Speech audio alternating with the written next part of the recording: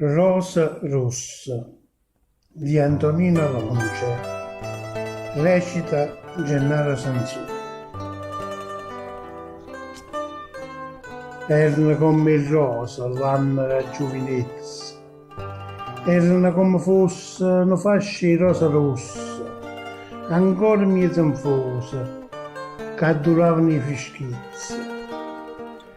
Passai come a quando a una certa ora il sole tramonta e tutto il fuoco si perde a poco e il cielo va pigliando a tenda del viola. Ma il fuoco delle giornate della gioventù a dove stava? Una volta che tramonta non sponda più, o si spunta o ritorna pellata.